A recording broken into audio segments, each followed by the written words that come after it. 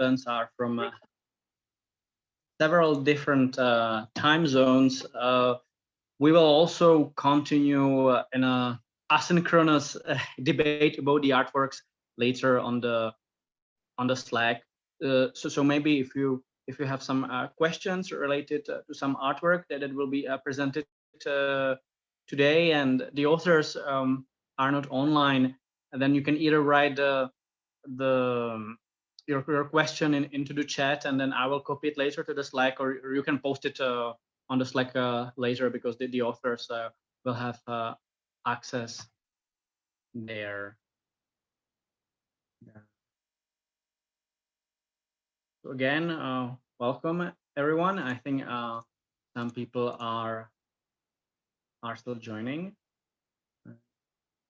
us.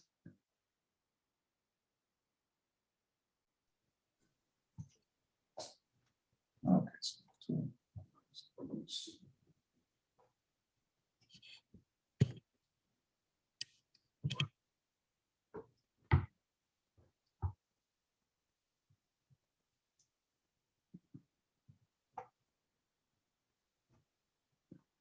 Can we? I don't know how the other sessions were. I didn't have time to see them, but maybe we could run a quick circle where we introduce ourselves. I'm Petr Salaba, and I'm based in Prague.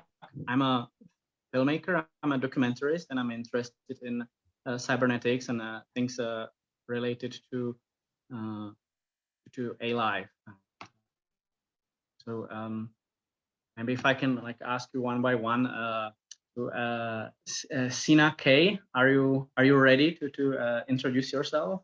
Yeah, sure. So I'm Sina. I'm doing my PhD here at the University of Tübingen in Germany, and I'm interested in OEE stuff right now, neural cellular automata, and more recently some reservoir computing stuff. And yeah, my artwork is sort of weirdly related to that, although somehow tangential. So hopefully it'll be nice. There's a lot of people with a lot of weirdly tangential relations. Yeah, I think that's where the fun stuff happens. And okay, Crisp Boergerde, are you ready?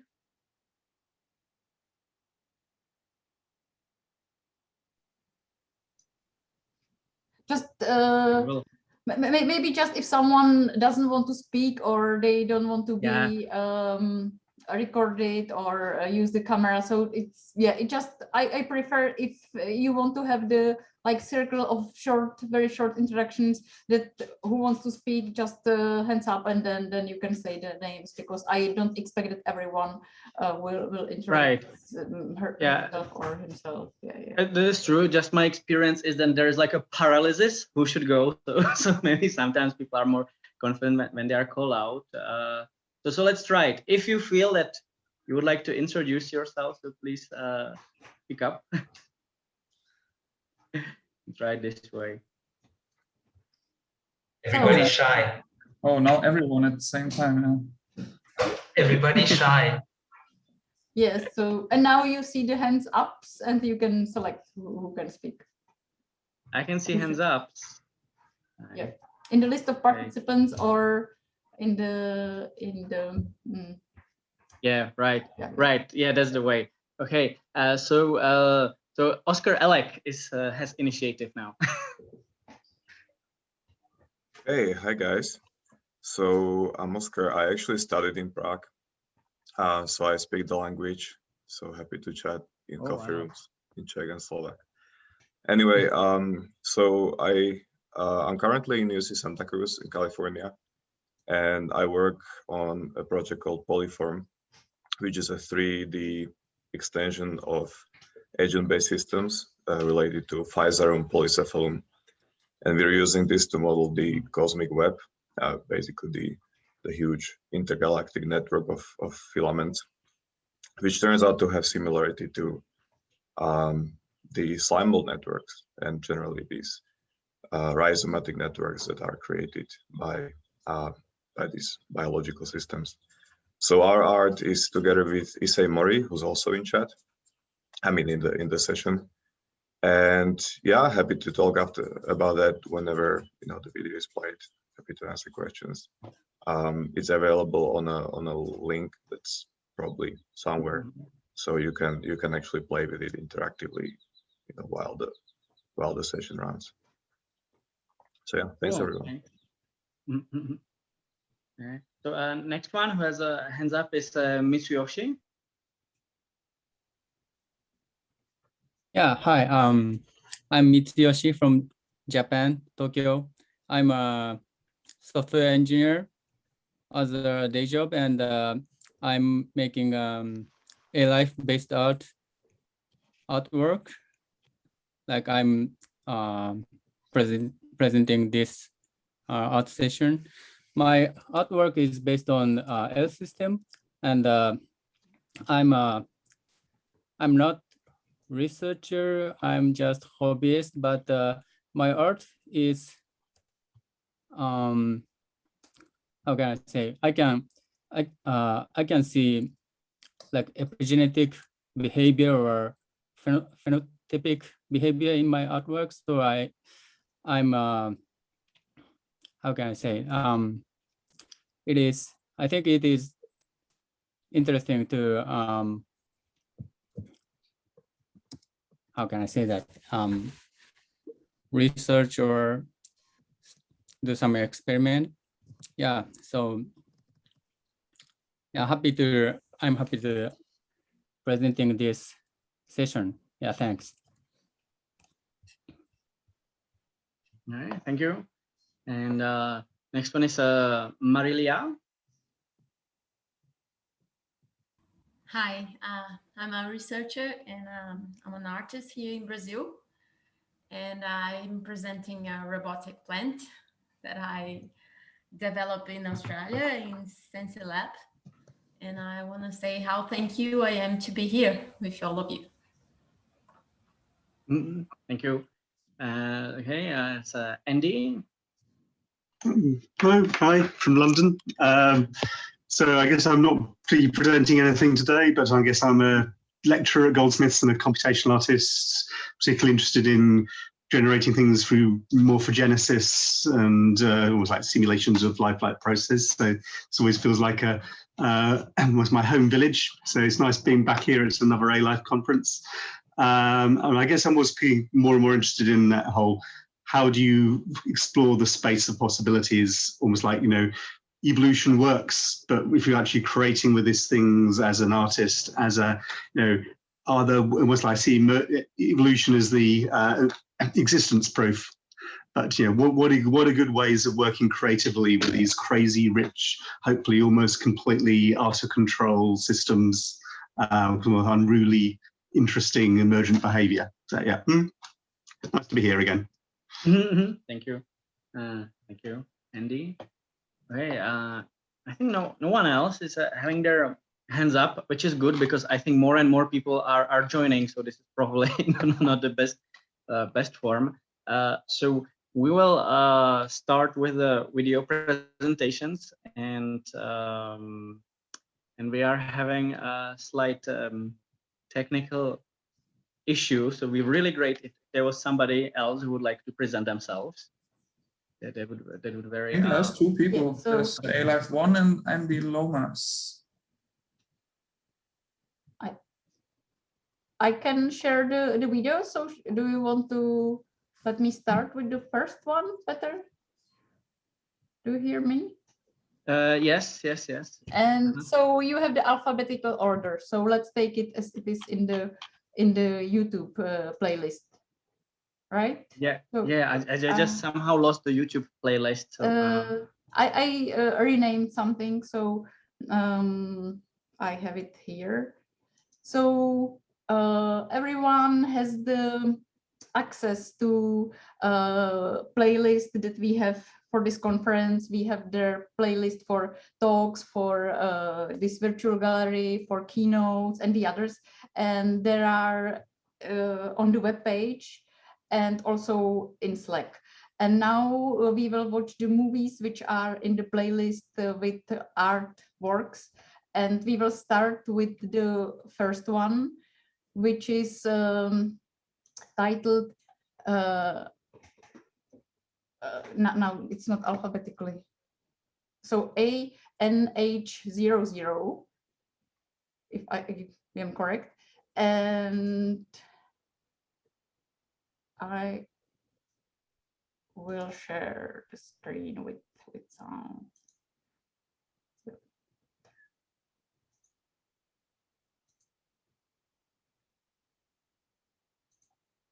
From the beginning. So.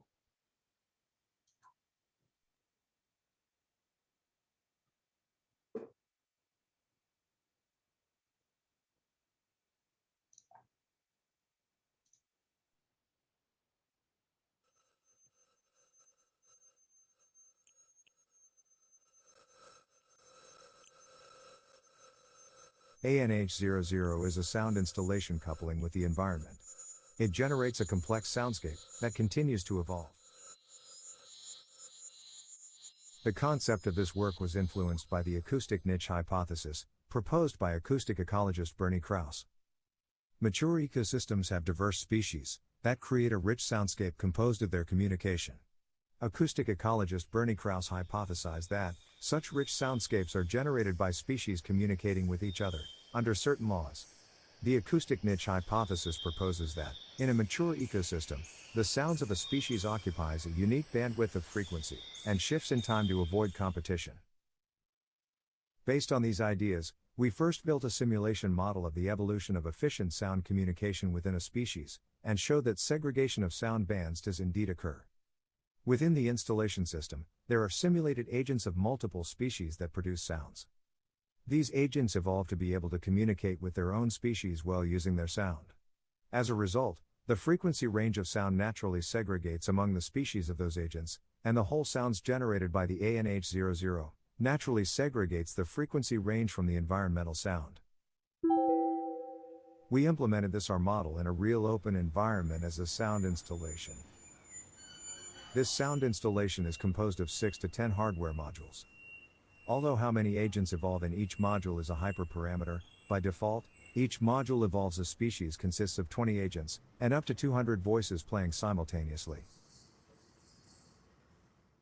The module mainly constituted a microphone, a speaker, and a computer. It collects sounds from the environment through the microphone, and autonomously generates sounds by agent which is evolving with genetic algorithm. The agent evolves so that it can communicate well within the species. Each evolved agent has a single neuron, which receives input from environmental sounds as stimuli. When a neuron fires, it produces a sound. The sound is modulated by the chaotic oscillator model, which changes the sound slightly each time, depending on the internal state of the agent.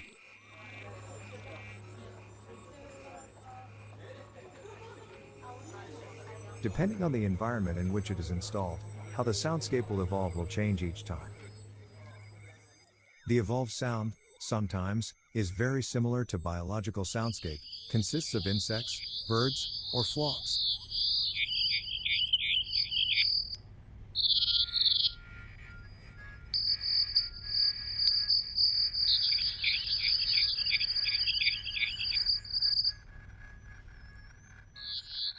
Sometimes, the evolved sound seems more artificial sound.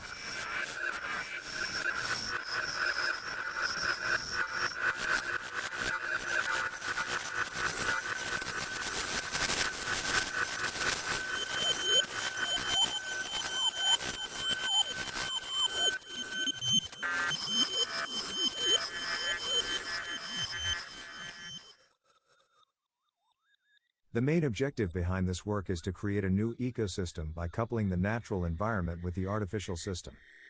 As a first step, this work realizes an evolving soundscape through coupling of environmental and artificial sounds. We speculate that our system can be used to revive the complex natural soundscape in urban settings, filling the acoustic niche. A recent study showed that playing recorded sound of healthy coral reefs among dead coral reefs leads to the flocking of twice as many fish than without healthy coral sound. We speculate that our system ANH00 can also be used to help recover ecological diversity.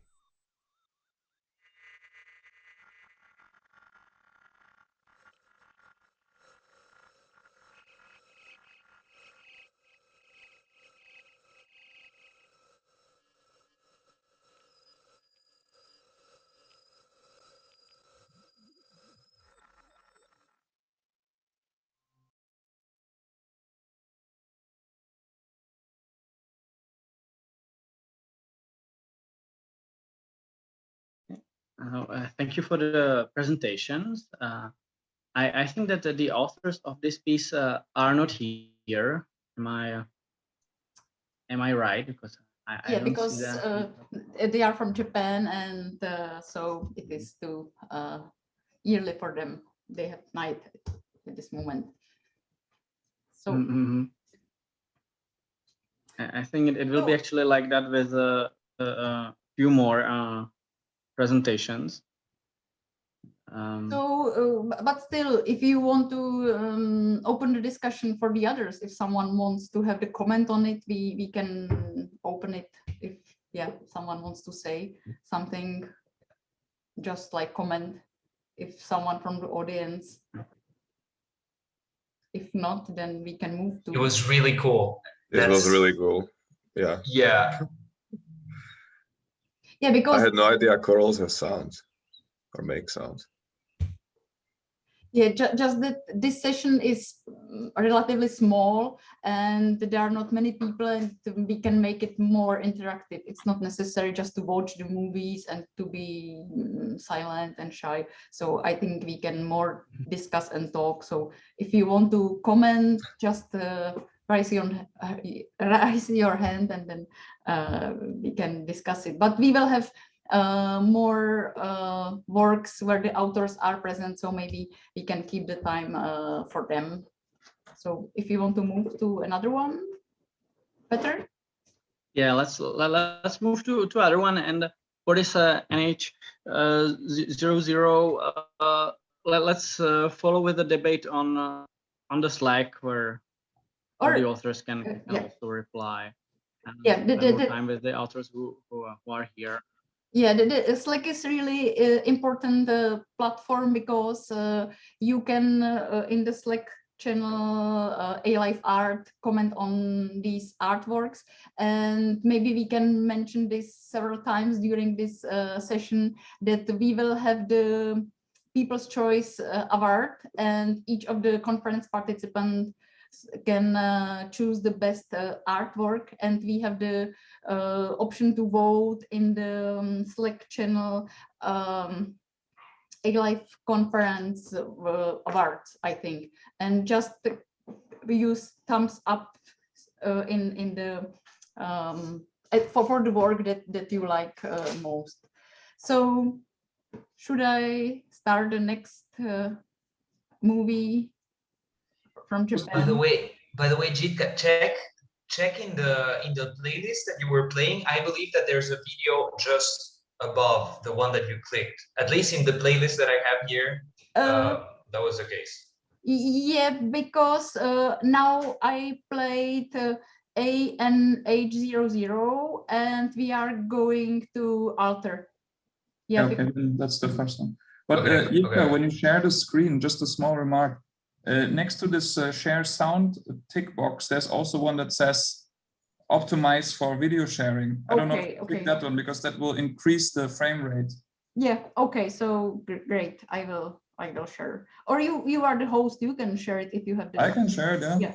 So go ahead. It's the altar now, yeah? Yeah, altar. Yeah. I'm just really sorry, because I'm sitting here all the day and the dog is really bored, and yeah, so I'm sorry that what I do here is playing the dog. Sorry for this. Oh, we'll go to this one now.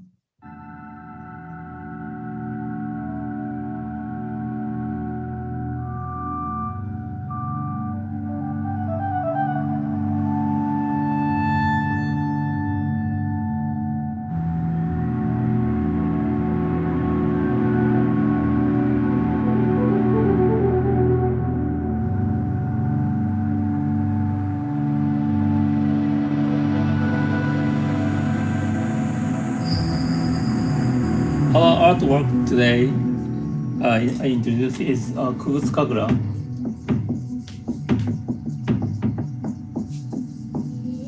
Kugutsu means robot, and Kagura is the dance and song dedicated to the god. So using robot, how you can generate, you can organize a festival for the god. And the purpose of the festival is to to invite God's soul to the robot, then dance with the robot. Then finally the God is going back, and that's what the festival is about. Our robot is called Alta 3. The Alta 3 is humanoid robot with his eyes, and in eye we have a camera. So when the people coming in front of him, his pose is taken by the camera and extracted the bone structure from the camera through the deep open pose software. Then he is creating his behavior, means he's copying the behavior from human. But sometimes he fails to do it. So he tried to use the memory of other behavior, and then reuses the memory behavior, behaviors in the memory to generate the behavior. So by imitating the behavior, the Alta is, the memory is accumulating the behavior. Then gradually, as a result, the Alta is becoming better in performing, imitating the behavior we expect. So the Kubus Kagura, the performance is, does consist of 4 stages. The first one is no actor Yasuda Noboru is coming in contact with Alta. Then Alta is trying to imitate Yasuda-san's behavior. That's the first stage. The second stage is when the Yasuda-san goes away from the stage, Alta is organizing his own behavior by using his accumulated memory. And the third phase is Alta is retrieving his memory, so we call it retrospective phase of Alta. And fourth stage is dancers coming into the stage and dancing with Alta. Then actually the dancers are now imitating Alta's behavior. And finally the Alta forgets his memory and then it's terminated.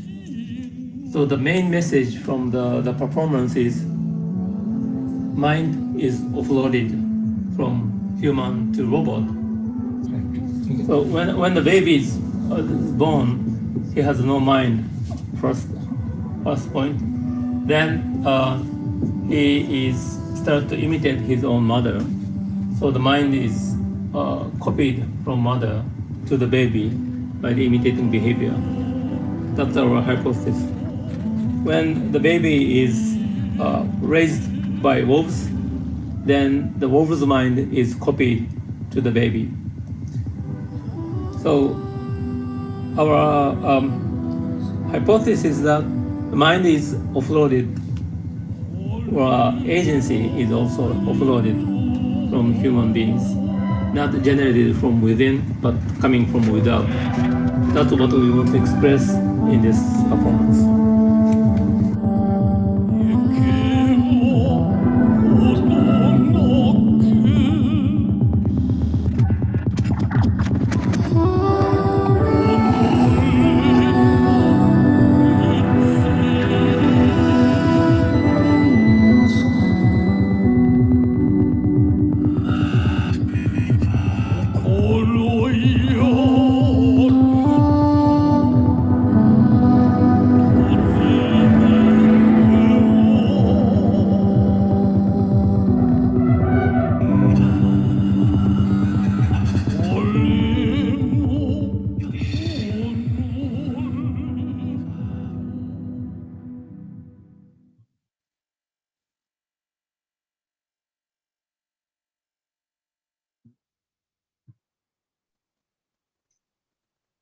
Okay, Abot.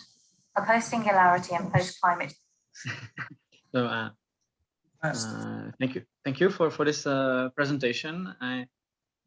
I think that this is one of those pieces that would be very different to really experience the performance itself live. So I think that this was very very great teaser. I was surprised how moving it was just from this short presentation, seeing it in a window, within a window. So from that, I'm kind of extrapolating that really being in the space for a longer time, that would be quite an experience. And I think I would have several questions for the authors, who are unfortunately also not here. And so let's move on if someone else has comments. And the other piece is out there, but the authors have brought me that they are traveling and they will join us a little bit later. So let's skip this one and let's play Archaeabot. And I'm sure that the author Sina is here and he can tell us something.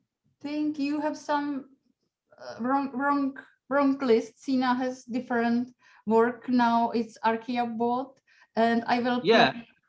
But yeah, that's what I said. Sina does.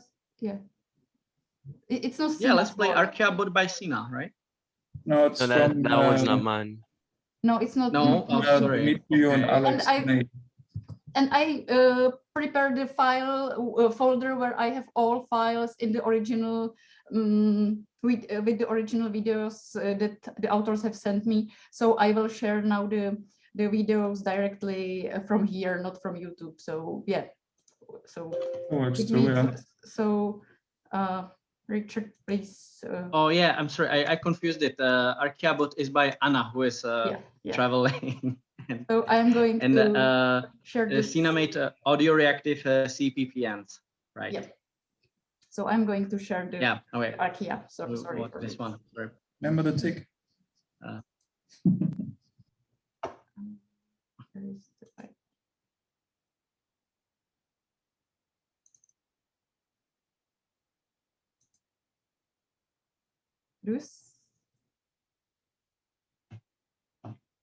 No, you see. Archaeabot, a post-singularity Sorry for climate change life form.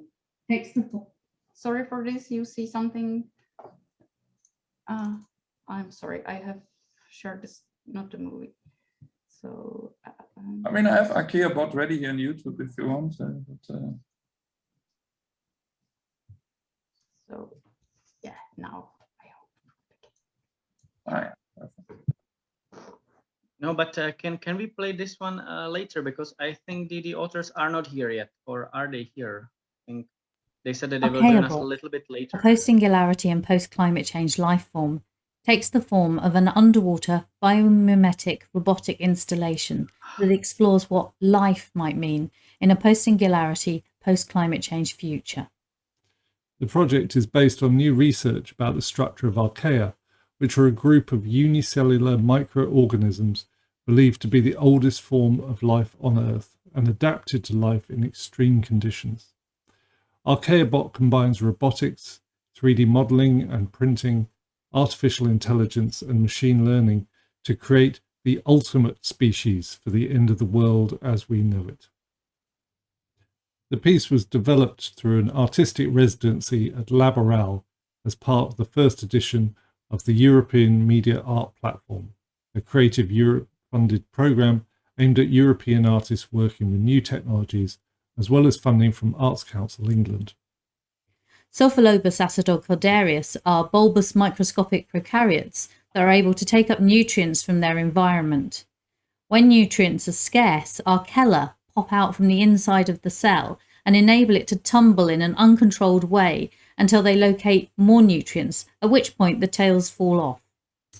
The ability of the acidophilic and thermophilic archaea to withstand extreme conditions suggested that these ancient life forms might be far better than humans at withstanding possible future environmental conditions, such as acid rain pollution, rising seawaters, or higher temperatures potentially caused by unchecked carbon emissions through the greenhouse effect.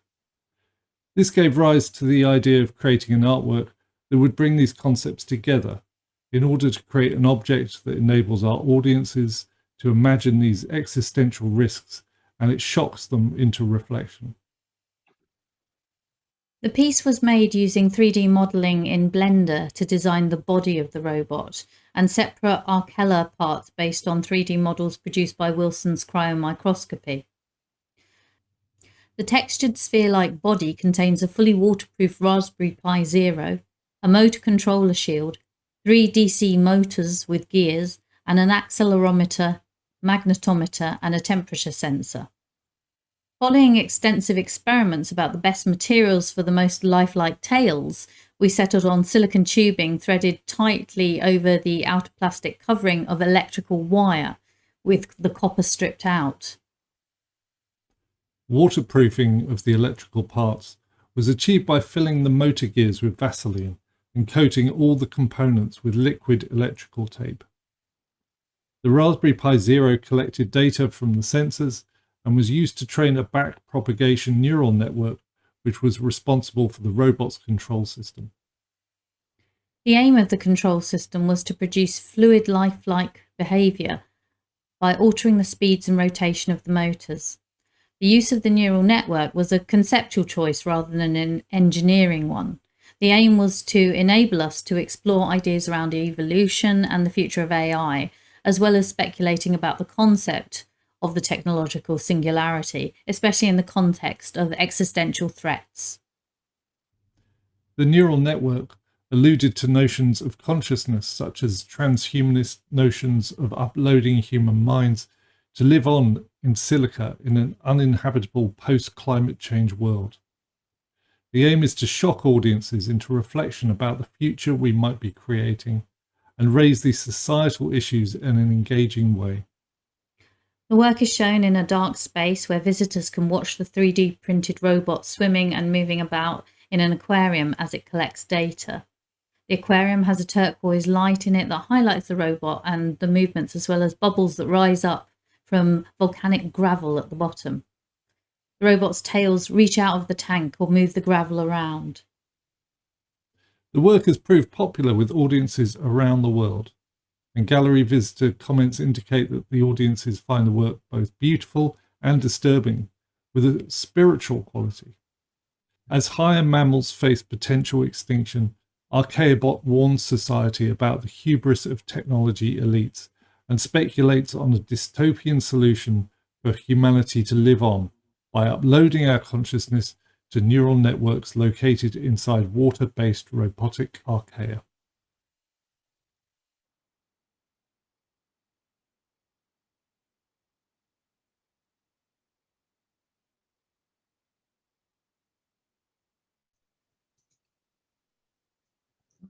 Thank you for a wonderful presentation. And finally, I'm glad to welcome the authors here, Anna and Alex.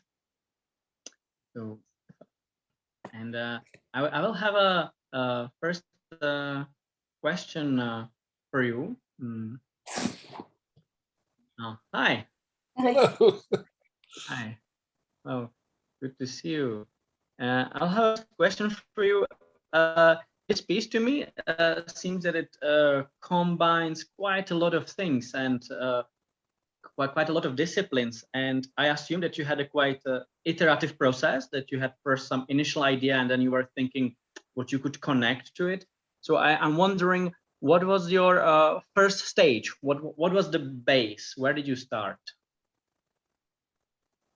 I think the beginning was working with the archaea. So and looking at the background of the project. So we started to collaborate with scientists from the Mara project at Imperial College, and they were looking at making kind of robotic archaea, or using these little tails that the actual archaea have growing on them, and building them in DNA origami to make these kind of molecular robots that you could attach to something like an E. coli bacteria or something like that, and replace the tail with a drill bit and send it into say the human body, for instance. This is an actual research project that's going on, to drill into bad cells or bacteria or something like that. And it was this sort of link between the robotics and the archaea that kind of led to this sort of natural kind of thing of bringing together our mutual interest with robotics and my ongoing interest with bacteria and microbiology and microorganisms, and it was sort of the first time that we could actually do that and sort of apply that. So it was mainly through conversations with the scientists, and then the whole thing just started to really come together. And I guess the next bit was like when it seemed so important that it would be an underwater robot, and then everyone just thought I was mad. And you everyone thought it was like a mad thing to try and do. Like everyone just laughed straight away that we were going to try and make an underwater robot, and we really did struggle with that. And that was a huge iterative process, building the underwater robot, wasn't it? Well, especially as building robots for art installations, you have to make them work for a long period of time. It's not just a case of sort of turning it on, doing some research and turning it off again. These things have to run for months. So when Anna was sort of talking about doing an underwater robot, I just felt this sort of pain of we'd already gone through the process of developing robots, dry robots that operate in galleries, but the idea of having an underwater one was an extra challenge.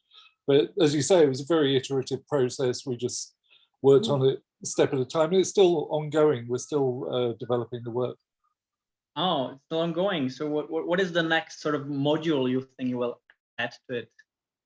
Well, one of the things that was early on that we really wanted to do was to have LEDs inside the robot, and use those to communicate outwardly by flashing them and sending messages. So we developed this, and we had this working, but we were on such a learning curve about waterproofing electronics, and I won't bore you with the details of the IP ratings for LEDs right now, but we kind of went down a bit of a wrong path, and the robots the early prototypes kind of blew up, and so we had to take the LEDs out. But that's something that we really want to reinstate, because the idea is they sort of would be deep underwater, and you would see these flashes of light, and you could actually they use a serial encoded sort of thing. So the idea is you could actually decode what they were saying. And we also want to make them free roaming. So at the moment they have a tethered power supply, because they're in a gallery for say 3 months or 6 months or something. It's like not very practical to keep getting them out of the water, and then in the gallery assistants doing this all the time, and the motors don't like the changes of state and stuff. It lets water in, and you have to be quite careful with them. So, but we want to make one where we can actually put the power supply into the robot and kind of send it out free into the environment somehow. But we also need to do some more work with the tails to make it balanced and stuff, and the balancing of the robot, so it's not too deep, so it's not sinking, and it's not rising to the surface. So it's quite fiddly, but we have big plans still to continue. And other archaea species that we'd like to explore. There's one called Halopharax vulcanii, which is a model organism for Mars that we're quite into as well. So from what you're saying, I found it really inspiring that as you're going through these iterations and really you are having a problem-solving tasks and challenges. So it's going through some sort of evolution actually. So I kind of like how you are really recreating an evolution by facing certain tasks and adapting to it. I think that it might be quite worth recording your process. Maybe an idea might be interesting to exhibit several different prototypes as they were evolving. Yeah, I think we've got a big box of them somewhere, so they're some more successful than others. Laboral Gallery made a film, like a 25-minute film, when we were doing this 1-month residency, which was the real intensive period of making the first prototype, and so that's all very documented with all the stages. It's on our websites. Yeah, we had a film crew come in like every 2 or 3 days and actually say, what are you working on, and you know, interrupting us in the nicest way possible. And so yeah, it's really nice documentation. Thank you very much. We'll move to the next one. I'll talk to you later about it, definitely. Very interesting. Thank you. So I'm going to share the next video by Sina. Right.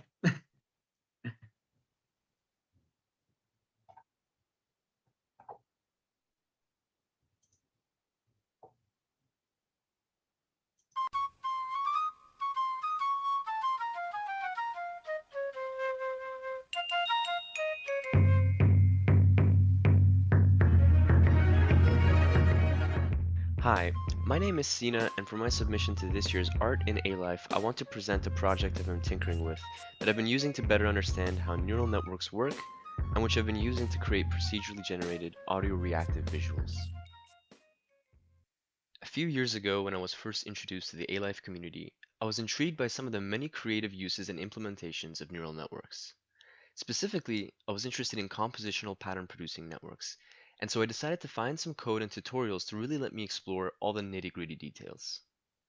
I came across the beautiful tutorial by David Ha on generating abstract patterns with TensorFlow, and from there I began rewriting bits and pieces to see how the behavior of the network would change as I tinkered with the architecture and details of the neural network. The inherently beautiful thing about these types of neural networks, which are called CPPNs for short, is that they can very readily produce images in arbitrary resolution or dimensionality. The general idea is to have a neural network that takes as input some n-dimensional vector and spits out some other k-dimensional vector. If I feed this neural network a set of n-dimensional coordinates that are a function of the location of pixels in an image, I can map the outputs of the neural network onto those coordinates to make an image.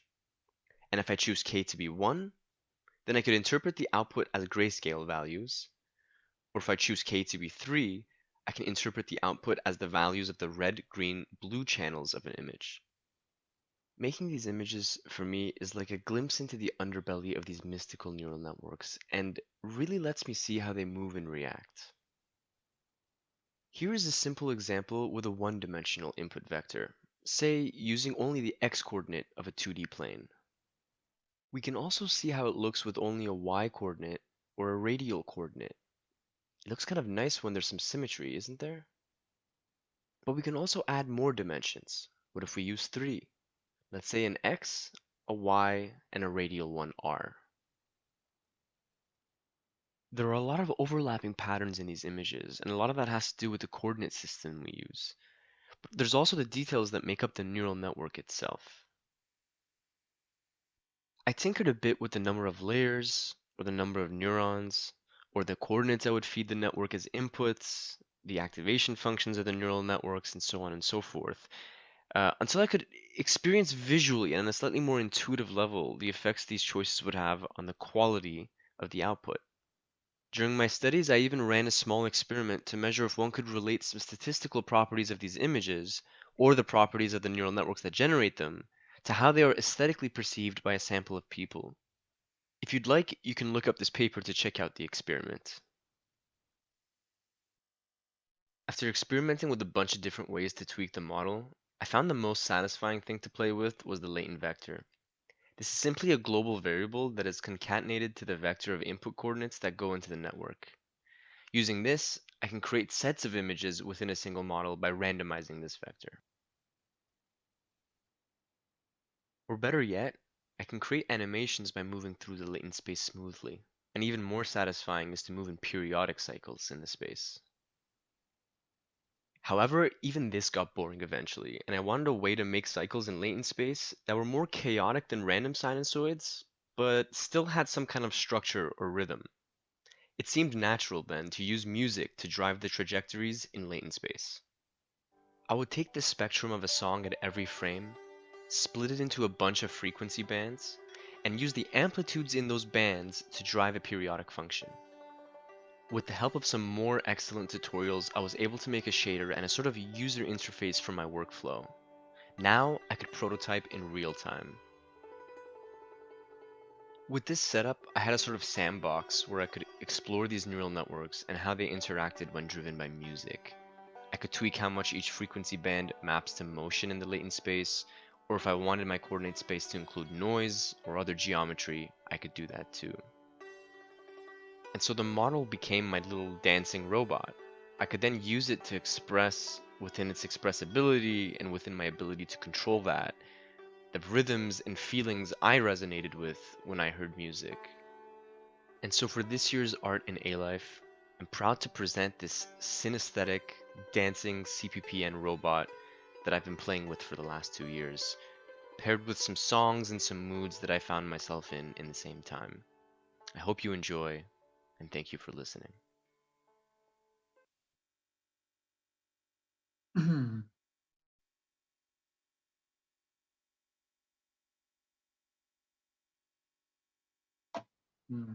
Thank you so much, Sina, for the art piece. I enjoy it a lot, and I was really impressed by how comprehensive the video was. I really liked how you exposed your creative process. I liked how you showed the very fundamental steps that you were starting from. I think that this is something that can be like very useful for even wider public which would like to learn the basic principles of how neural networks work, because I like that we could really see it from the fundamentals.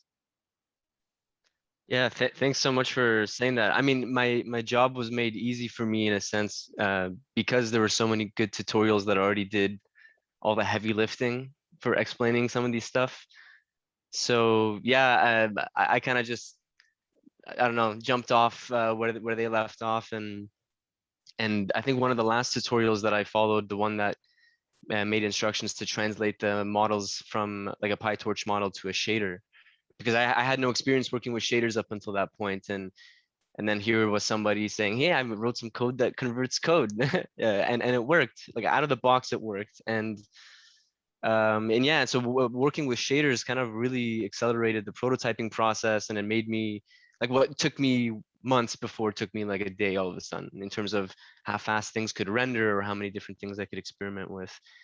So it became really easy to visualize my different attempts, because now making like making that presentation took me most of the figures I made for that I made pretty recently, and like as I needed to. So it's made it, that made it really easy to explain. If it wasn't for that, I wouldn't be able to kind of show it so nicely. So it's definitely thanks to those really nice tutorials. And what is the image behind you? Is it from what you did, or Yeah, it's that was in, so I'm really bad at decorating my room, and my friends told me like, dude, you should just print something that you make. So I decided to make a really high res print, and that's one of the ones I used in the presentation as well. So I made something really high res, and this is the only piece of decoration in my room. my couch is underneath it, so this is where I set up. But yeah, that's also made from the CPPNs. It's the same technique. I really enjoyed the simplicity of it. There's lots of programs which generate art, but I like how simple this was, and it quite reminded me, for example, the artworks of Mark Rothko, who is like one of the very minimalist artists. So I like this digital minimalist. I'm glad you liked it. Thank you.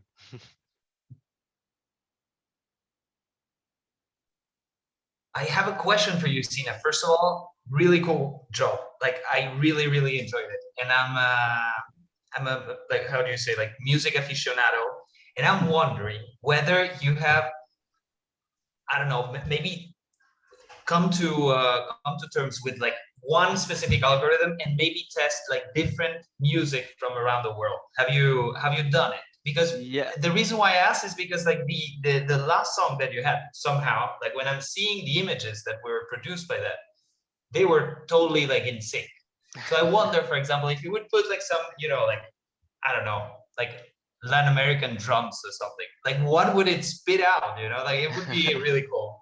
I don't know. Yeah, I definitely try. So the videos, I have another playlist. I'm not sure if it's in the description yet, but I've made one that I can share later, of other, like the full songs and the different types of songs that I've done. And I keep trying to explore different genres, and some genres are tricky actually. So there is a space. There's some like the more rhythm or groove a song has, the more my algorithm picks it up. And I've talked to different people about what some better algorithms to like because I have to process the music somehow, and then as I process that music, I then feed it to my neural network. And the process I have now is really basic. I just kind of split it into different frequency bands.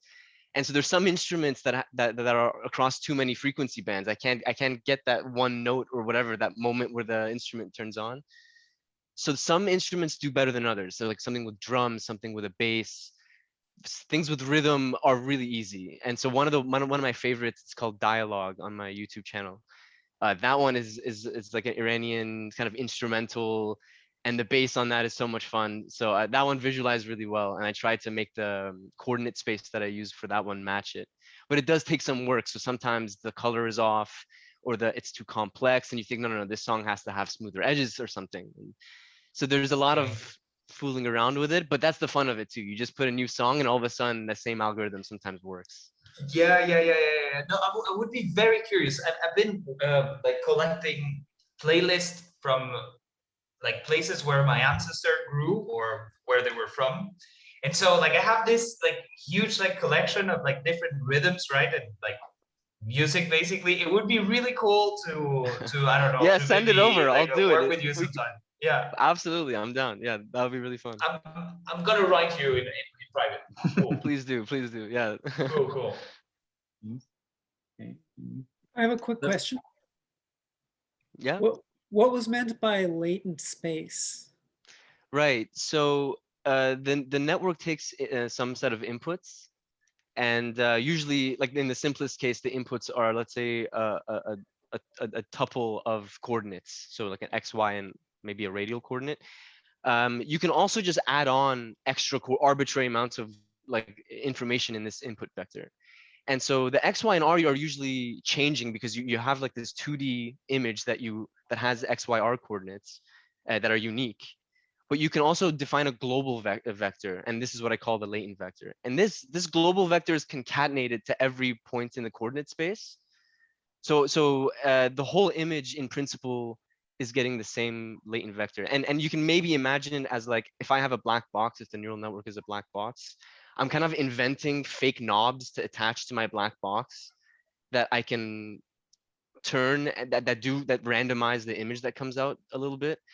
So I'm making my own buttons in a sense. I'm creating variables that I can use to make random. I can use as random seeds. I'm not sure if that's a helpful description, but I could also draw it on a picture another time. I think that's maybe more helpful. Actually, David Ha's tutorial is perfect to explain what the latent space is. So I can link that in the Slack. He did a great job of visualizing it. Thank you. Thank you. And I think Oscar Elek has a raised hand. Yeah, I just have a quick suggestion. There is this framework called multimodal neural networks, quite recent work. So they're able to link kind of textual and media or signal-centric descriptions in the same neurons.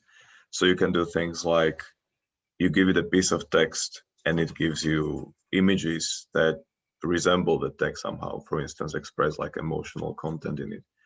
And it's been known to generate things like colors, for instance, that correspond to given keywords. So for instance, if you give it a name of a country, it will give you colors of that flag and generally colors that that country might be associated with. So you could actually potentially use these systems to detect kind of from the genre what would be good colors and maybe even good like geometric transformations for your networks and make it like customized to the music, just as yeah, that sounds super interesting. Iter was suggesting. Yeah, something like that. So yeah, I think if there's some resources that you could send for like reading material maybe, or who these people are, would be really cool. Just Google multimodal neurons or multimodal neural networks. The names I can try to look for something, but they should be easy to Google or like find it on YouTube. There is software called Visions of Chaos developed by one enthusiast into complex systems that implements this as well. Oscar, could you send us could you write us the links on Slack so we all can take a yeah Yeah, sure thing. And I think we will move on. And next piece in our list is Cyber Domestic Aesthetic and Maintenance by Casey.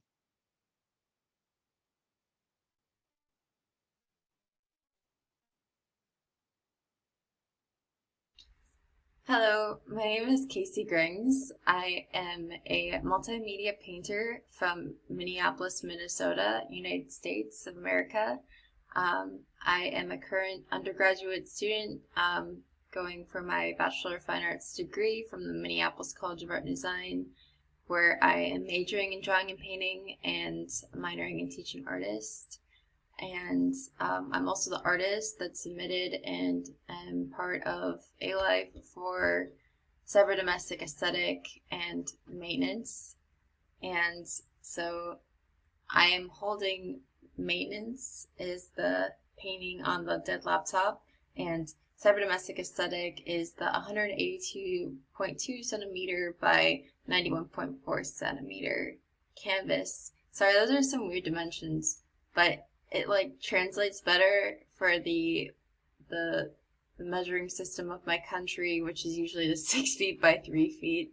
So that's why it's like some odd numbers. Anyways, these are some more detailed shots of cyber domestic aesthetic. So as you walk past cyber domestic aesthetic, also maintenance, the screens of the laptops change because I was experimenting with sheens. So I wanted to turn the laptops on with paint, like as if they were lights made from light. And you can see that happen in this video. Since this is a not in-person event, this is probably the closest you'll get to actually experiencing the painting in person.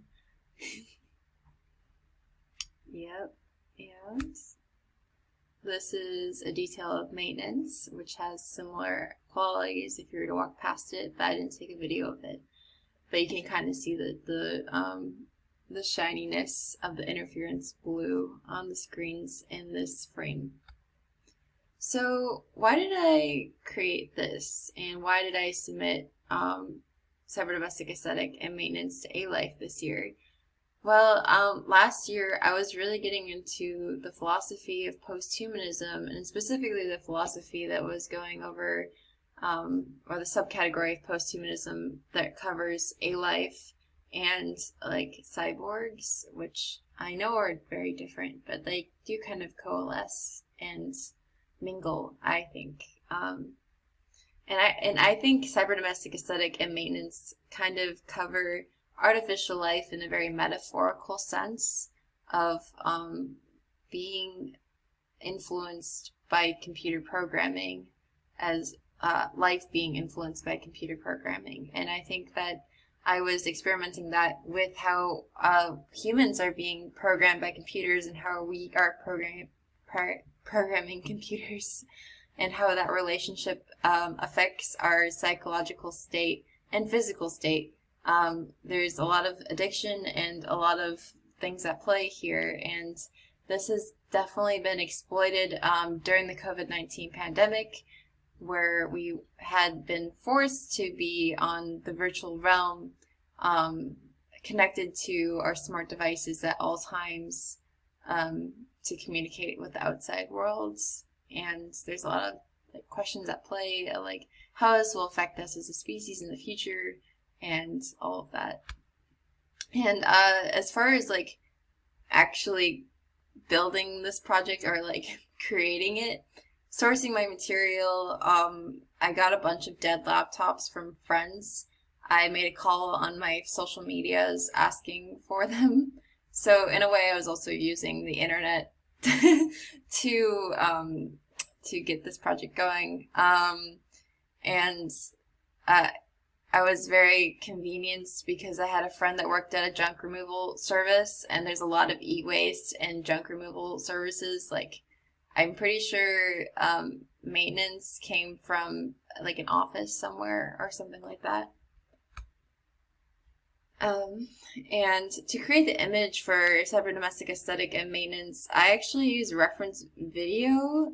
So here's a video of me creating like the image that I was going for, trying to set up an atmosphere of being overwhelmed by being connected to technology as a human user of these robots and machines.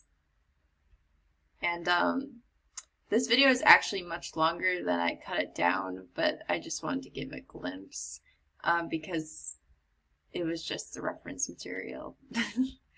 And then as far as how I was like prepping the substrates or the painting substrates, so on the right you'll see a very traditional way of setting up like a stretcher bars to stretch a canvas over, which I did for cyber domestic aesthetic. And then on the left you'll see me doing a non-traditional experimental of painting or prepping the surface of a screen of a laptop as if it was a canvas. And it, you have to do it in a very strange way where you have to sand the screen down with some sandpaper and then use gesso, which is a painting primer, on top of that, and go back and forth between layering gesso and sanding until it's like a very dense layer of gesso laying on top of this screen before you can begin the process of sketching and painting. And then in the next screen you can see me kind of doing some sketches and beginning the process of the painting. And I didn't really document this, but for cyber domestic aesthetic I masked off some areas where I was going to keep acrylic and not let oil touch, because you can't like put acrylic on top of oil, otherwise it cracks. So the areas that you'll see in the beginning with this shiny part with the hot glue and the interference blue and the screens, that's acrylic because you can't do that with oil. So I had to be very careful in the surrounding areas not to get the oil on top of that. And it was difficult, but I pulled it off. And that is how I made cyber domestic aesthetic and maintenance. Thank you so much for having me part of ALIFE. I am so incredibly honored, and I think this is a wonderful event. Thank you for listening. Have a wonderful day.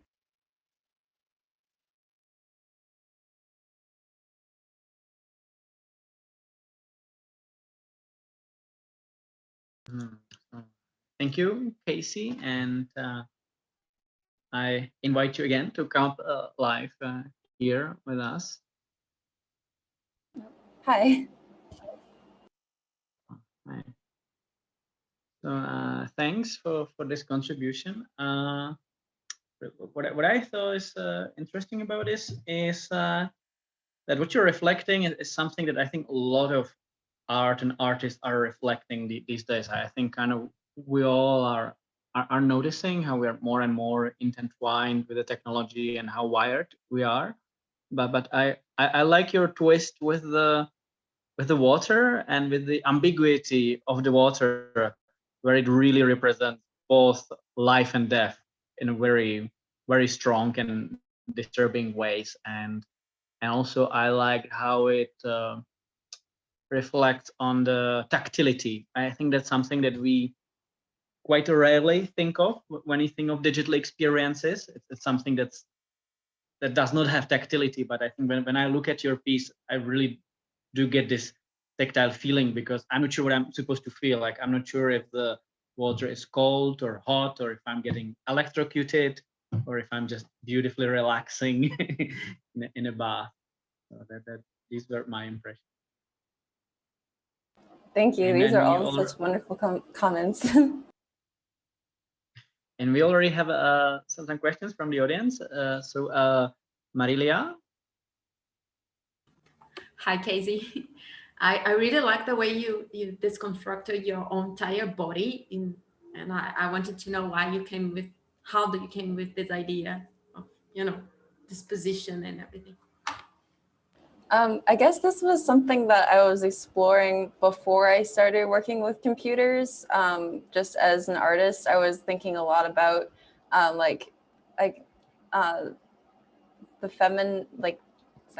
feminist ways of like living in like being like sanitation and also like mental health. So for the reason why I called this like one of the pieces maintenance was like thinking about taking care of yourself and how if you're not taking care of yourself, like by being on the digital realm too much, like you're not going to be very sanitary. And so I guess that was one of the reasons that I did that.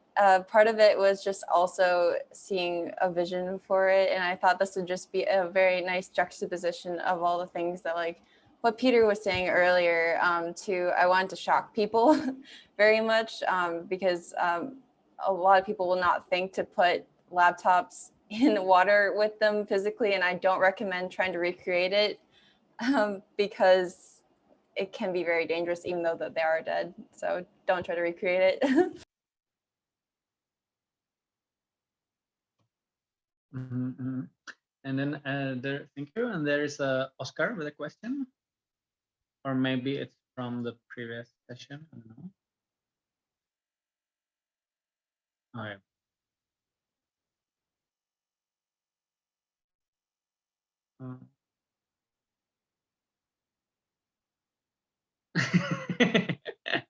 Yeah, so the sandpaper is a popular idea. No, I was impressed that you managed to bring in something original in this sort of cyberpunk-ish aesthetic, which is something that's been done quite a lot. So I like that. This was a new take on it. Thank you. Yeah, I love all the other artists' work here too, and it feels very strange, like being a part of this ALIFE conference, because everyone knows science and math so well, and like is describing everything so scientifically and mathematically, and I'm just trying to describe the artwork process. Yeah, thank you. Thank you, Casey. And we will move to another piece, which is Nobi Labrush.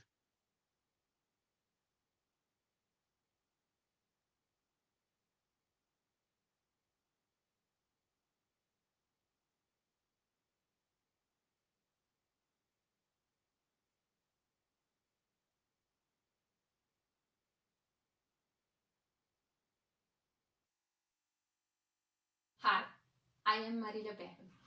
I am an artist and a researcher. I'm here to talk about my robotic plant, Knob Club Rush. Knob Club Rush is a native plant found in the landscapes around Melbourne. This plant is a rush, with a stem rising at 1 meter, and with a knob on the top. This plant seems to be designed for our wind areas, and they are interesting examples of systems in nature. I explore them in this artwork because of the poetic perception this simulation of complexity in robotic structures could raise.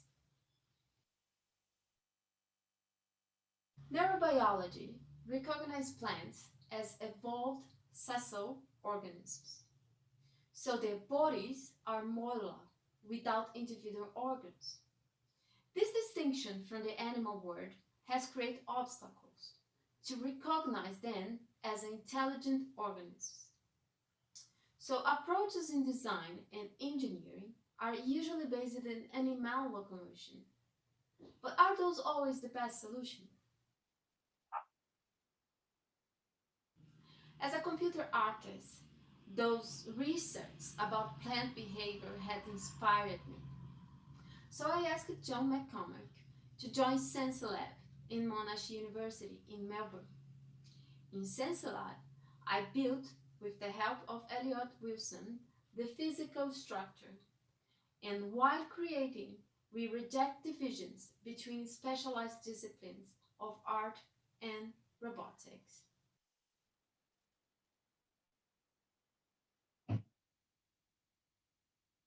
In Knob Club Rush, each robotics team is treated as an agent.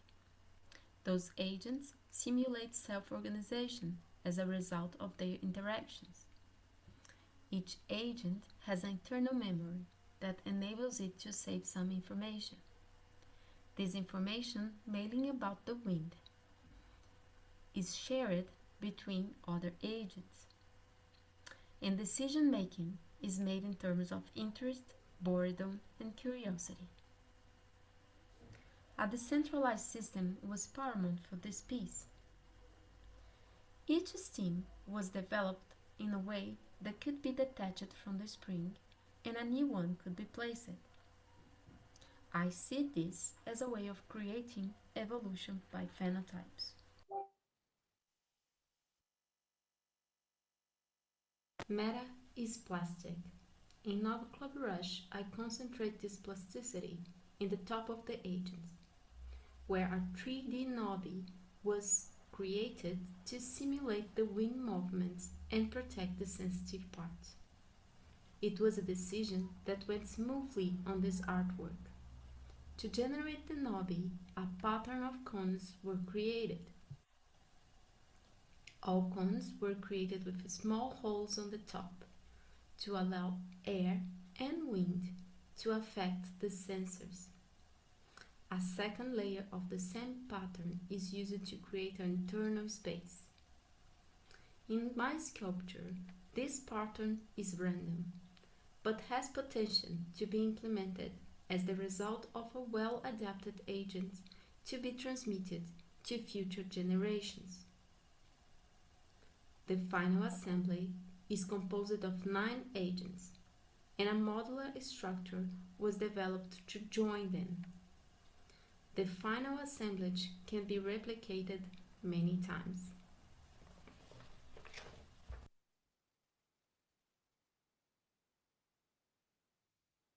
This year of 2021, I'm dedicating myself to develop a more adaptable and flexible hardware in order to continue my study of robotic plants.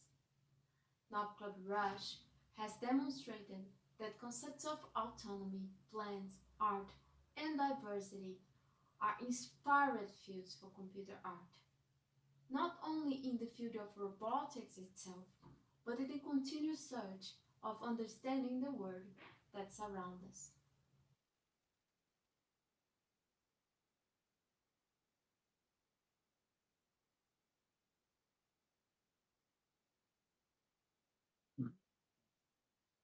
Thank you for the presentation. And I would like to welcome Marila Bergamo here with us.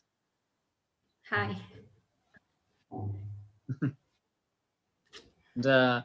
I have a similar question as I had for the guys with the Archaea bot.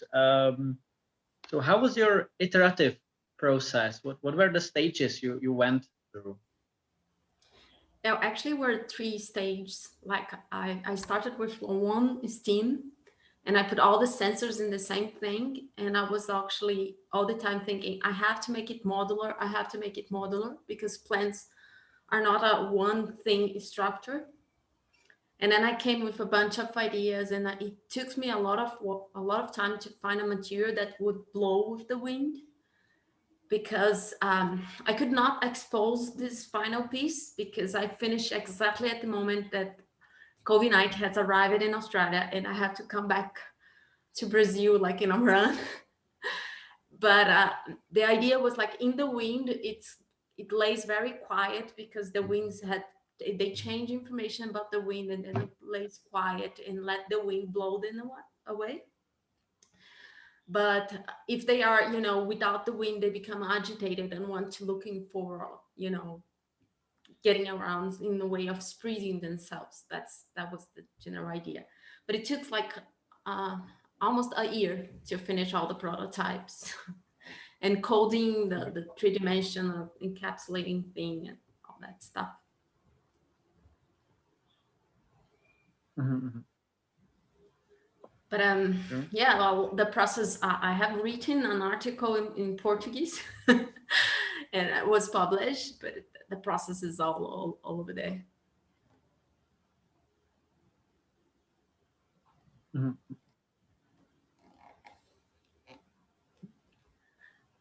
I can actually I put some pictures, more pictures about it in my website, my group research group website, and I'm gonna put in Slack some more information. Yeah, thank you. That would be great, and I'm sure that with all the pieces we will follow up on the Slack.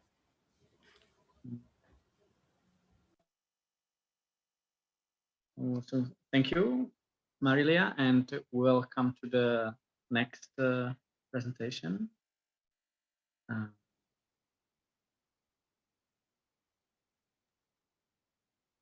And that is Lines and Angles by Mitsuyoshi Yamazaki.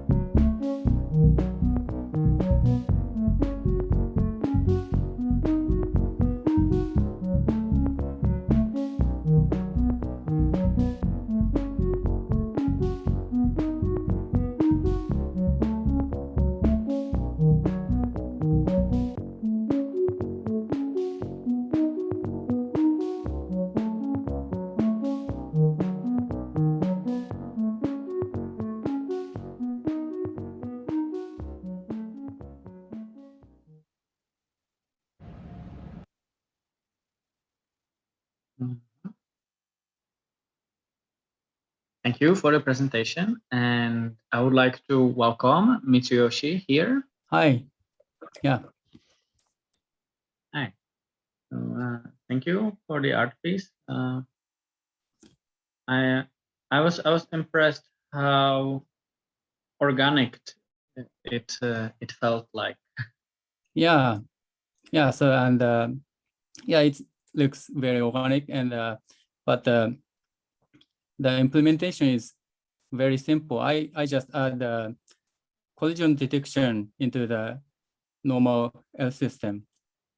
But yeah, that is the key. And yeah, collision detection makes them how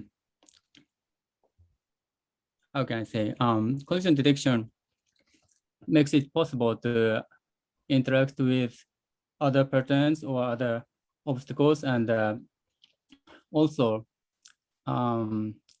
interact with its own branches. So that makes, how can I say, that patterns, yeah. And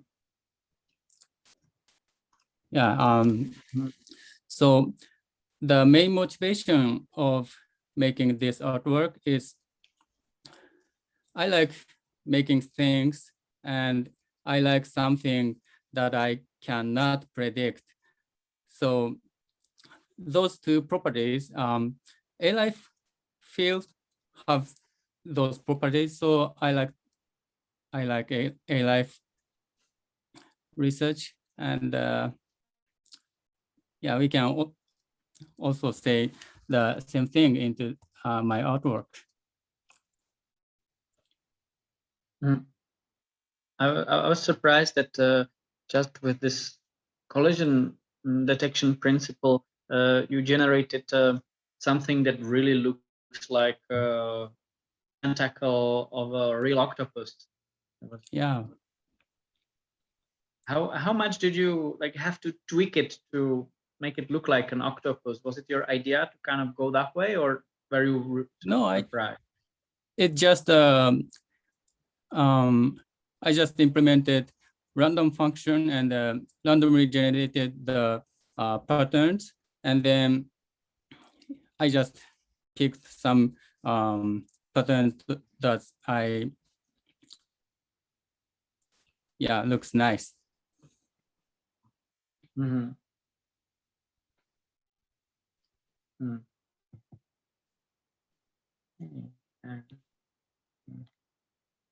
Thank you for contribution. There are no other questions. We will move on. So, thank you. And we're now going to see parameter, algorithm, and nature.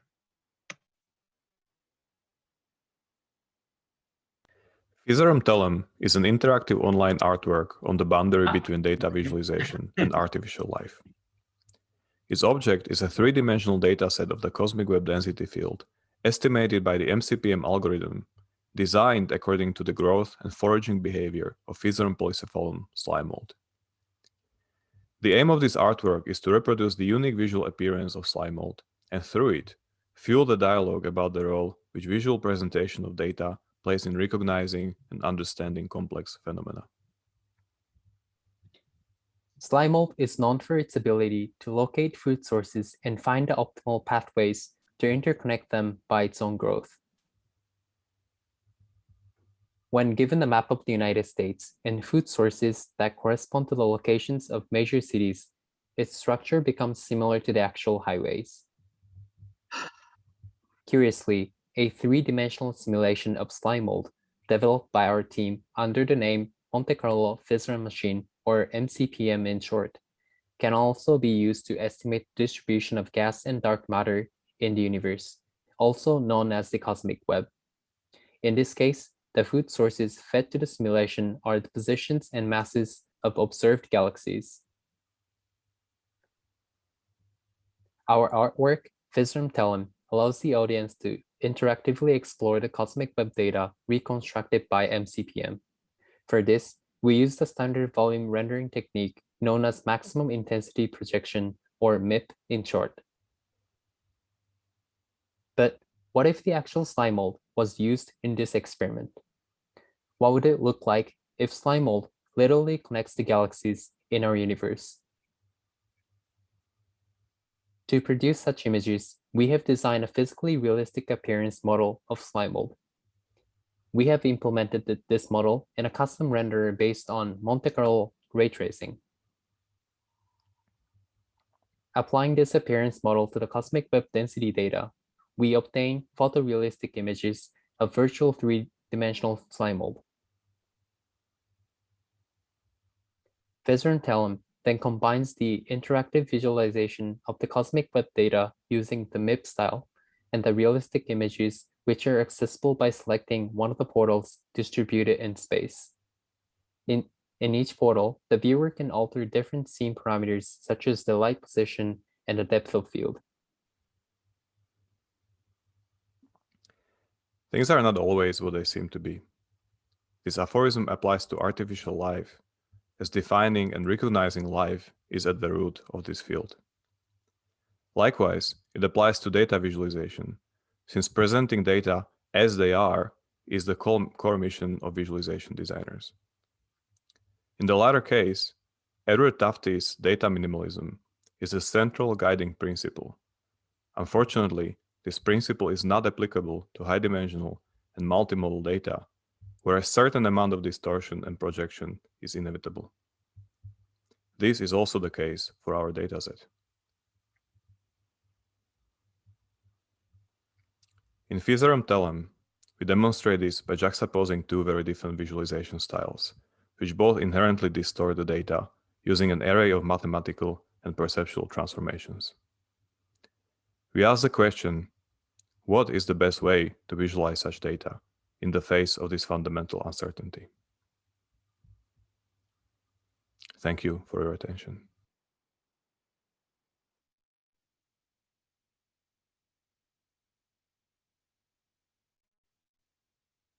Thank you for the presentation. And I would like to invite Oscar here, the author, please. We are actually two authors. There is also Issei, who's in chat. Oh, right. Right. I actually noticed in the credits that there were even two more people, that there was like 4 of you working on it. Right. So that's the whole team. So could you maybe tell us about this collaboration aspect of the work? Oh yeah. So one person on the team is my mentor, Angus Forbes. I don't know if he's here, but he's basically a media art / visualization or data visualization scientist. And then Joseph Burchett, who's an astronomer or an astrophysicist, is the person that we worked on this cosmic web reconstruction with. So he's the actual science expert on the team, and yeah, he provided the data, the galaxy data, which are basically 3D positions and masses of the galaxies, which are they function as these food sources in the simulation. And Issei has developed the basically the physically based rendering or the appearance model, as well as the interactive website. So yeah, I don't know if Issei would like to add something. Mm-hmm. Yeah. Thank you. Okay, in the meantime, Sina has a question. Yeah, I apologize if this is directly in the paper. I apologize for asking this, but since I haven't read the paper, I thought I'd ask you right face to face. Is there some kind of deep understanding? I mean, I assume there isn't, but is there some kind of relationship between this pattern, between the slime mold and the sort of cosmic web that we think is fundamental? Like somehow gravity is finding the same, like under the gravitational forces, the same structures are emerging for some reason. Like what's so efficient about, like gravity found it too? Like, is that the unique part of it, or what's the story here? You know, like what I'm trying to put it together. Yeah, this is something I mean, short answer is we don't know exactly, but the best answer I can give you is that there is this so-called principle of minimal action. So basically, according to physical laws, particles follow the trajectory of the minimal resistance, so to say. Electrical charge does as well. Light does likewise. So if you have, let's say a glass sphere light will refract into it, but in fact it's doing it because this is the path of the fastest movement through that environment. And again, matter does the same. And so gravity and also the anti-gravity, which we don't even know what it is yet, but astronomers predict that there is repulsive force acting on the universe as well as attractive force of gravity. And so these two forces together have been shaping the web for 13 plus billion years. So it only follows that, you know, under these like constant optimization pressures that are going on in the universe, the thing would shape itself into some kind of optimal structure.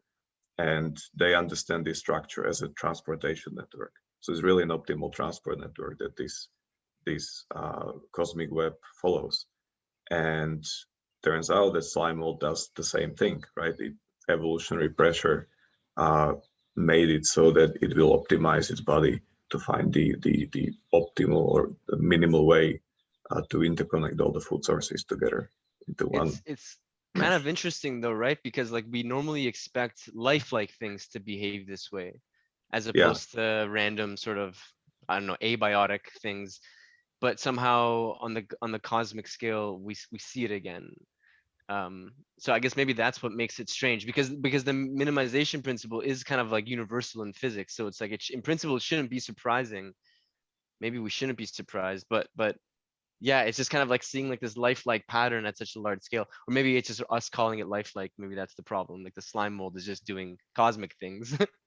Yeah, I mean, I'm not saying that there is like, you know, that the cosmic web is aware of it or anything, but it's of just course, the similar pressures and forces that have shaped it, and then there is this external similarity, which is really what inspired the whole work.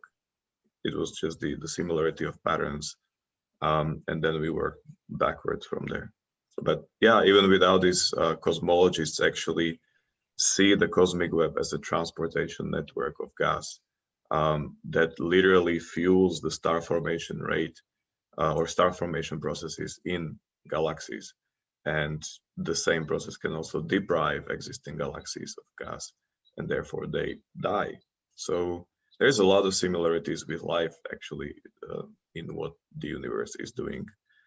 And it's anyone's guess to say how much is that a focused activity or anything like that.